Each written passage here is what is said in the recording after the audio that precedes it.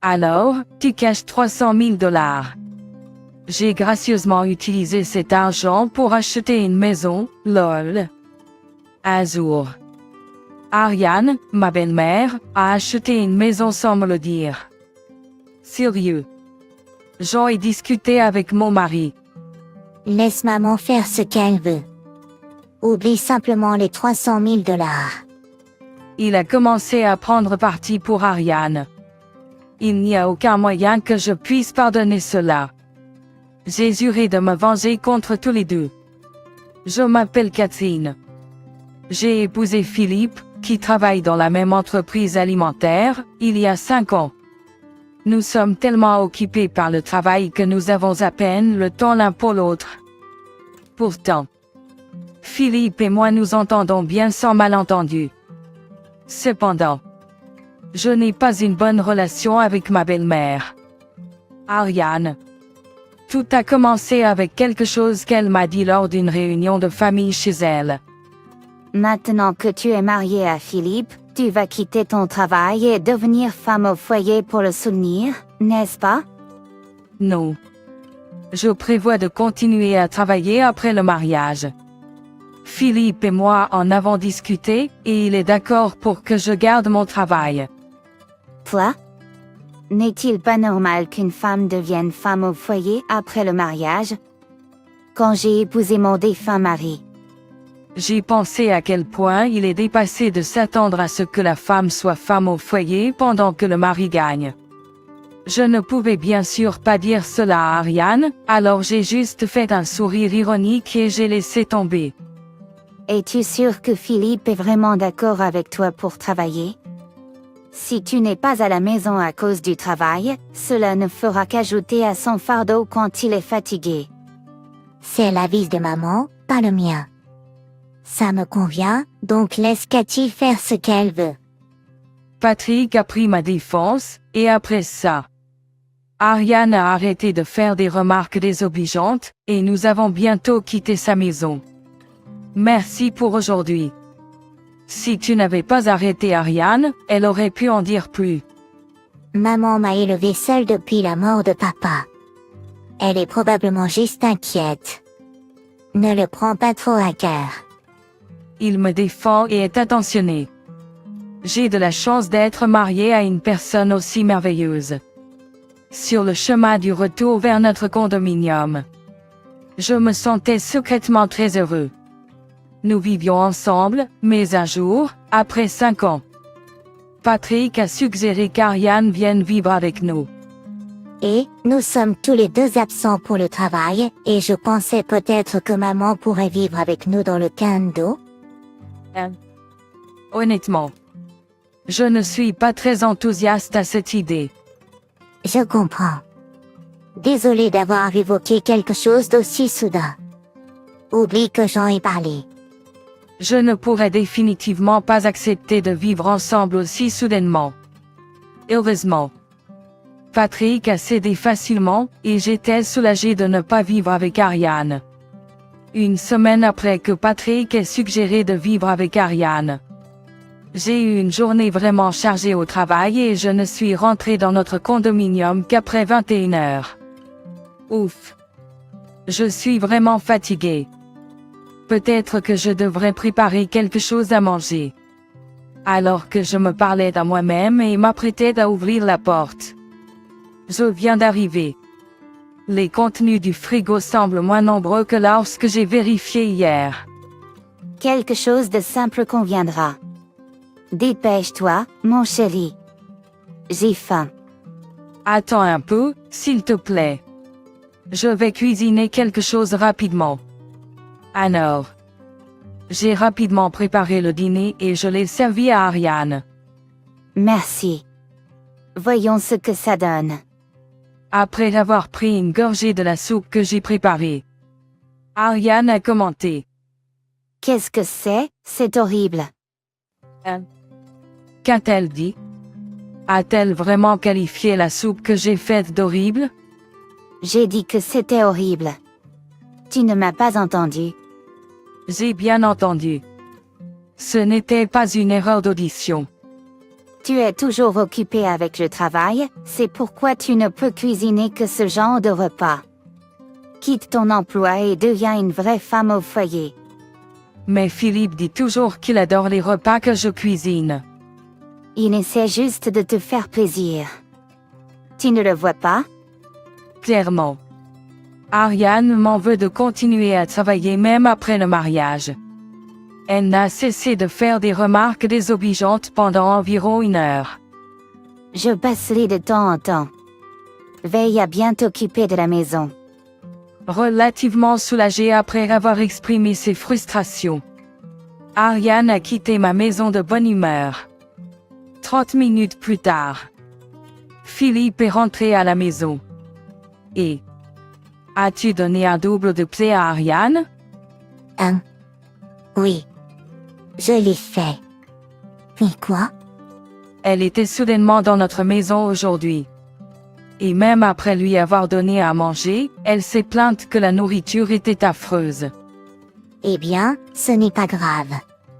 Quel genre de réponse est-ce?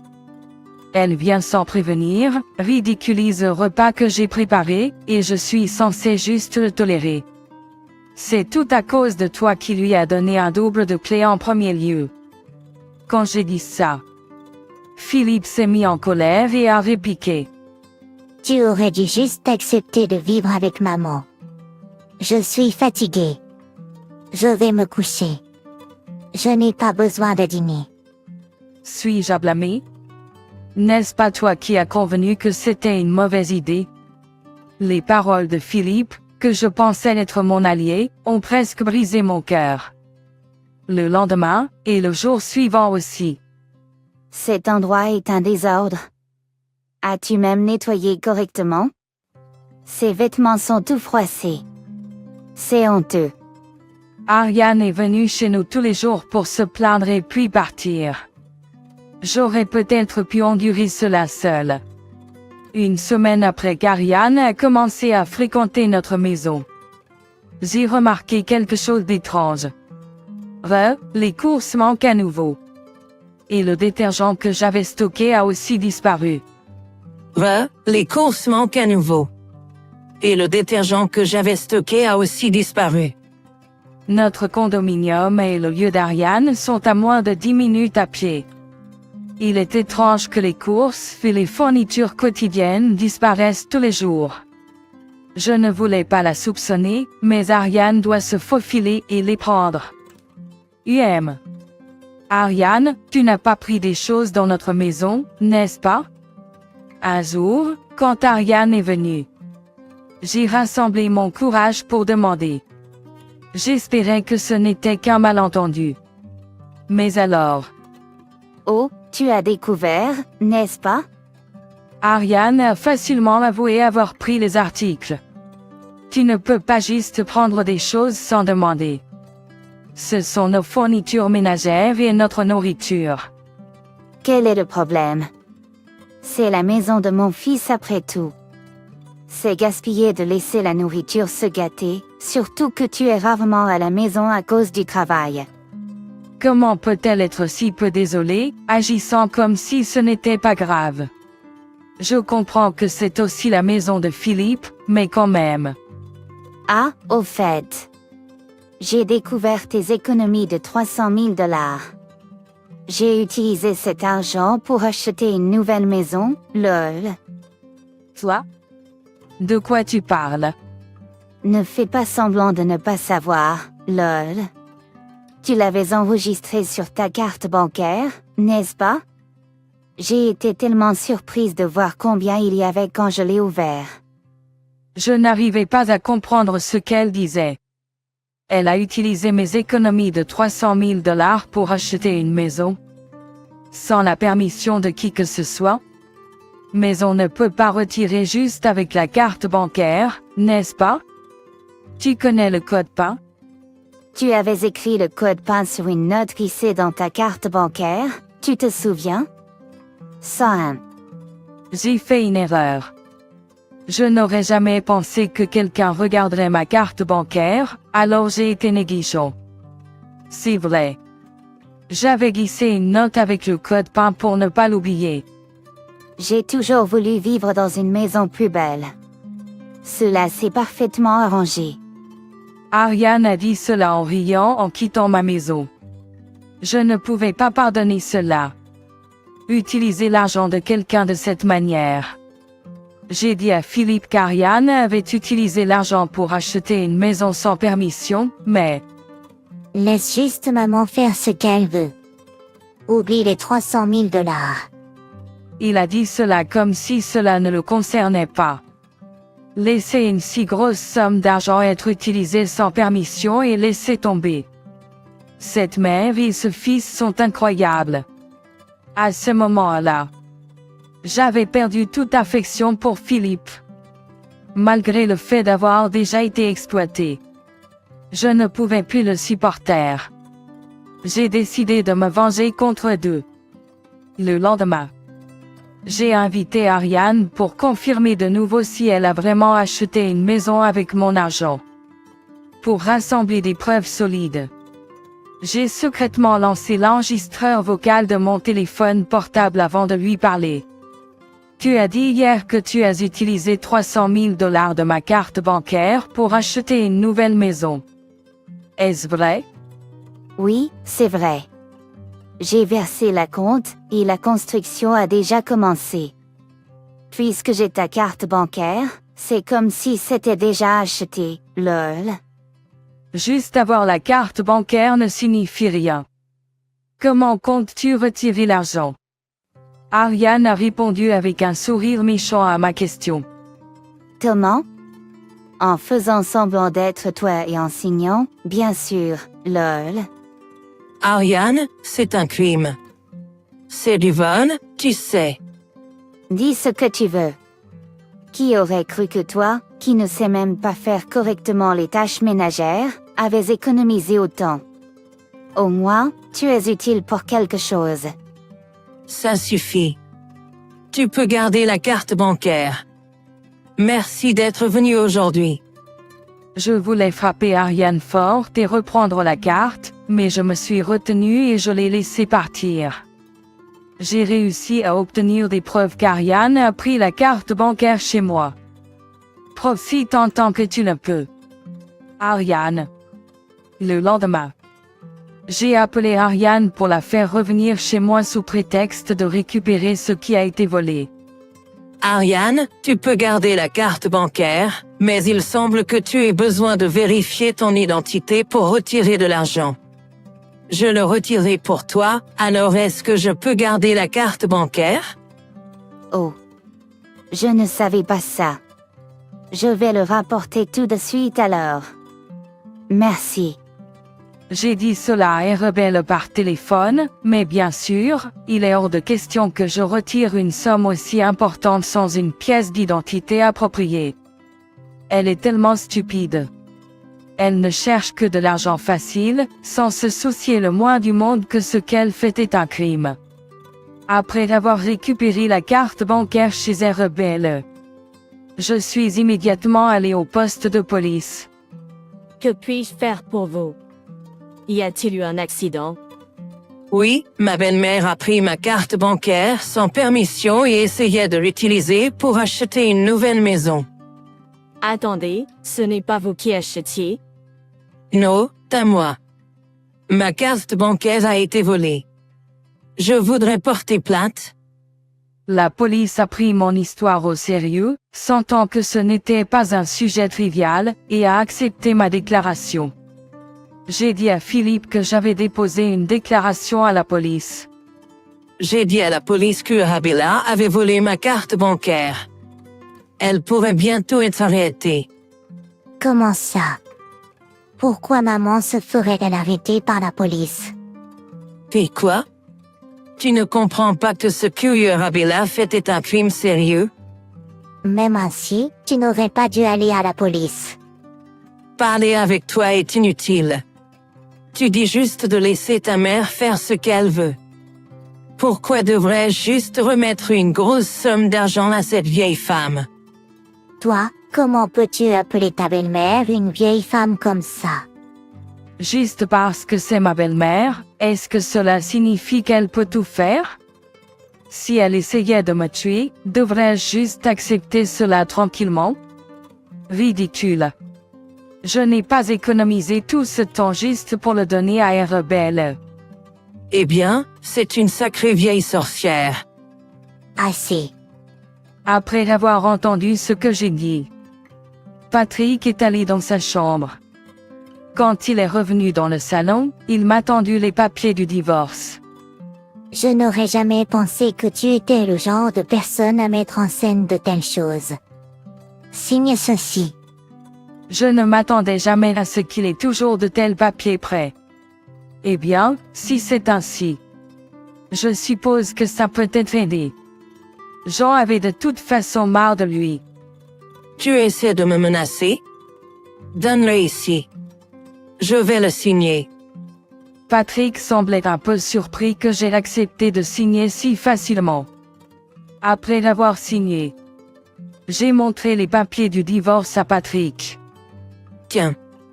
C'est ce que tu voulais, n'est-ce pas? Ah, oui. Alors. Je vais déposer ça. Il ne voulait probablement plus me voir.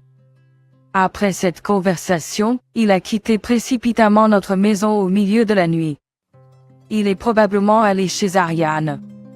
20 minutes plus tard, mon téléphone portable a sonné. Anno. Que veux-tu? C'était Philippe qui appelait. J'ai dit à maman à propos du rapport de Pauline déposé. Oui. Anno? Pouvez-vous retirer le rapport, s'il vous plaît? Toi? Pas question. Il n'y a aucune chance que je le retire. Regrettez-vous? De fausses remords ne changent rien. Elle ferait juste la même chose à nouveau. Comme je le pensais. Patrick a encore appelé. Quoi maintenant? Je n'ai rien d'autre à vous dire, et j'étais sur le point d'aller me coucher. Je suis désolée. Je ne voulais pas nuire. L'appelant n'était pas Patrick, c'était Ariane. Elle pleurait et s'excusait, mais pensait-elle vraiment que cela arrangerait tout? Ce n'est pas parce que tu pleures et t'excuses que je vais te pardonner. Et comment peux-tu dire que tu ne voulais pas nuire? Tu as délibérément pris ma carte bancaire. Mais, je voulais vraiment une maison. J'ai vécu dans un appartement tout ce temps. Donc tu pensais que c'était correct d'utiliser l'argent de quelqu'un d'autre pour cette raison? Tu es vraiment méprisable. Pourquoi devrais-je donner mon argent pour une raison aussi futile? C'est complètement incompréhensible.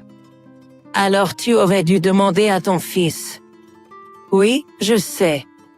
Nous avons un double revenu, mais je gère les finances du ménage. C'est pourquoi, quand j'ai vu les 300 000 $ sur ta carte bancaire, je viens d'être tentée. Je comprends. Mais tu comprends que comprendre ne suffit pas, n'est-ce pas?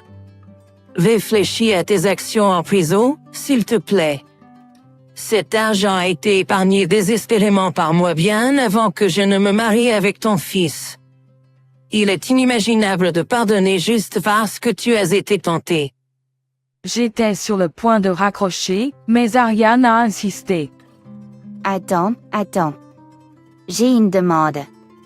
Une demande, maintenant?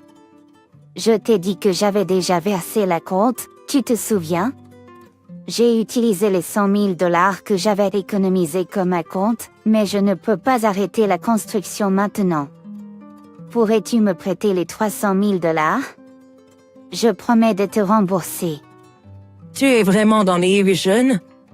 Il n'y a aucune façon que je te le prête. Tu as non seulement volé la carte bancaire, mais aussi des courses et des fournitures quotidiennes. Je ne te fais pas confiance pour rembourser. Mais que devrais-je faire? Ce n'est pas mon problème. Débrouille-toi. Mais je ne peux pas obtenir un prêt à mon âge. C'est entièrement de ta faute de compter sur l'argent de quelqu'un d'autre. Demande à ton fils de te faire un prêt. Je n'ai pas pu m'empêcher de rire à l'idée qu'Ariane paniquait. J'ai dit tout ce qu'il y a à dire. Peut-être est-il temps de raccrocher maintenant. Juste au moment où je pensais ça, Philippe a coupé, essayant de continuer la conversation. Et, s'il vous plaît, allez-vous abandonner maman? Est-ce qu'elle s'est occupée de toi? Pensez Y comme un moyen de rendre un service. Vous n'avez pas à donner le montant total, mais aidez-la. Elle ne s'est jamais occupée de moi. Elle venait toujours chez nous juste pour faire des remarques désobligeantes et partir. Elle n'a jamais aidé pour les tâches ménagères malgré avoir un double des clés. Sur quelle base dis-tu qu'elle s'est occupée de moi? Philippe est resté silencieux après ma réplique. Ah, il l'a dit par désespoir.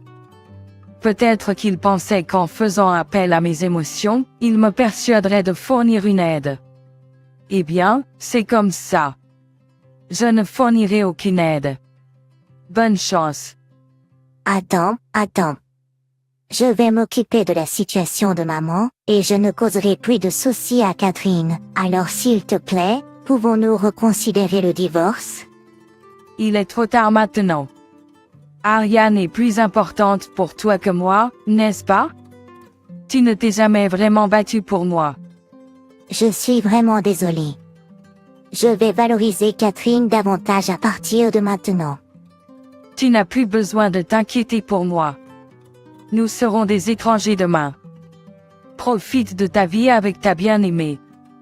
J'ai dit ça à Philippe et j'ai raccroché le téléphone, pensant qu'il serait ennuyeux s'il rappelait. J'ai éteint mon téléphone portable et je suis allé me coucher. Il semblait que Philippe n'était pas rentré chez lui cette nuit-là. Ils se consolaient probablement l'un l'autre. Le lendemain matin, j'ai pris une journée de congé pour déposer les papiers de divorce. Maintenant, Philippe et moi sommes des étrangers. Bien sûr, ce qui arrive à Ariane ne me concerne plus. Pendant les 3 jours jusqu'à ce que je quitte la maison, Philippe ne m'a pas vraiment parlé. Naturellement, je n'ai pas non plus engagé la conversation. J'avais prévu de retourner chez mes parents après avoir quitté celle-ci. C'est à 1 heure de trajet de là où je travaille, mais c'est faisable. En partant de la maison où j'avais vécu jusqu'à présent, Philippe a dit juste une chose. Je suis désolée pour tout jusqu'à présent. Bien qu'il ait dit cela, je l'ai ignoré et je suis parti. C'est une fin abrupte pour un mariage qui était autrefois rempli d'amour. Mais étrangement, je ne me sens pas triste ou quoi que ce soit. Plutôt, c'est rafraîchissant d'être loin d'une mère et d'un fils si terribles. Il n'y a aucune chance que je puisse leur pardonner après tout ce qui s'est passé. Ils l'ont bien cherché en me négligeant constamment et en défendant Ariane. S'il avait vraiment été en colère contre Ariane lorsqu'elle a volé la carte bancaire pour acheter une maison, peut-être que j'aurais pu reconsidérer. Ils m'ont tous les deux trop sous-estimé. Je ne me laisserai pas constamment maltraiter. Maintenant, ils affrontent une vie infernale de remboursement de prêts. Qu'ils travaillent jusqu'à en mourir. C'est le choix d'Ariane, après tout. Elle peut y faire face. Ils sont tous les deux responsables de tout. C'est leur châtiment. J'ai pensé à cela en conduisant chez mes parents. 1 semaine plus tard, la police m'a appelé pour m'informer qu'Ariane avait été arrêtée pour vol. Apparemment, ne pas vivre avec Ariane était crucial dans son arrestation. Si vous aviez vécu ensemble, nous n'aurions peut-être pas pu l'arrêter. Il pourrait y avoir des circonstances spéciales en raison du vol entre membres de la famille. Je comprends. Je suis contente qu'elle ait été arrêtée. Merci. J'ai exprimé ma gratitude à la police et j'ai raccroché. Maintenant, Ariane devra réfléchir à ses crimes en prison. Exactement ce à quoi je pensais. Philippe a appelé. Maman a été arrêtée. Maman a été arrêtée. Je sais, la police vient de m'appeler. Je ne peux plus rembourser le prêt toute seule maintenant que maman est partie. Et à neuf? Tu ne vas pas me demander de l'aide à nouveau, j'espère? Non. Je veux dire, ne m'appelle plus jamais. J'ai dit ça et j'ai raccroché le téléphone unilatéralement. Pour éviter d'autres appels de la part de Philippe, j'ai bloqué son numéro et ses messages. Un mois plus tard, j'ai entendu quelque chose d'un collègue. Hey, je sais que cela pourrait être impoli de te dire ça, mais Philippe a quitté l'entreprise. Philippe et moi travaillions dans la même entreprise, mais j'étais au bureau et il était sur le terrain, donc nous nous voyions rarement. Apparemment, la nouvelle du vol et de l'arrestation d'Ariane s'était répandue dans l'entreprise, et Philippe a senti qu'il ne pouvait pas y rester. Bien sûr, je n'ai pas propagé cette nouvelle moi-même. Je n'ai aucune idée de ce qui lui est arrivé par la suite, mais il doit avoir des difficultés avec le remboursement du prêt à l'heure actuelle. 3 ans plus tard, je me suis mariée. J'ai rencontré mon nouveau mari quelque part complètement indépendant de mon entreprise, et il me valorise vraiment. Ma belle famille m'adore, et je les aime beaucoup. Enfin, j'ai peut-être trouvé le vrai bonheur. J'espère sincèrement qu'il ne se passera plus jamais rien de tel qu'auparavant.